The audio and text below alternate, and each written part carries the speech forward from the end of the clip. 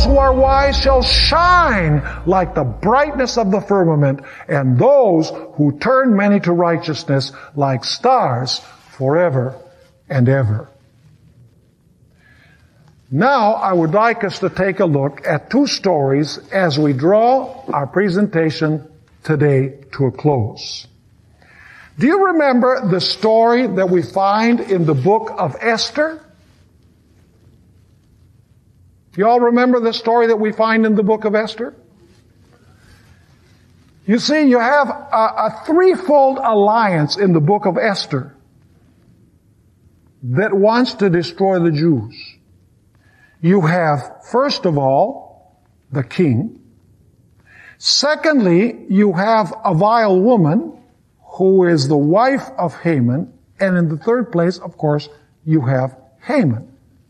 And then you have Mordecai, who represents God's faithful people. Now, how does this story develop? Go with me to Esther chapter 3 and verse 8. Esther chapter 3 and verse 8. It says, "Then Haman said to King Ahasuerus, there is a certain people scattered and dispersed among the people in all the provinces of your kingdom. Their laws," notice this, "their laws are different from all other people's, and they do not keep the king's laws. Therefore, it is not fitting for the king to let them remain."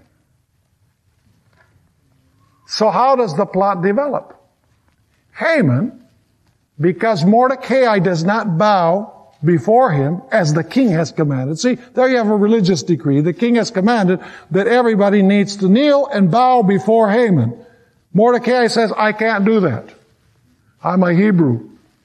Thou shalt not have any other gods before me. The Bible forbids idolatry," he said, "so I can't do it."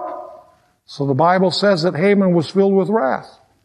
And he said, "I've got to destroy this individual," but he says, not only him, "I've got to destroy all of his people." Let me ask you, did you have a union of church and state in this story? You most certainly did. The king was Ahasuerus. Who was the religious figure that really wanted the destruction of the Jews? Did the king want the death of the Jews? No. He was deceived by his what? By his religious advisor. Right? And he actually thought that his religious advisor was doing him some good. He says, "Wow, thank you so much, Haman. These people are a risk to my kingdom. If we let them remain, then the kingdom is going to disappear. There's going to be anarchy. Thank you for being so interested in my kingdom." And so for a while, the plot goes real well.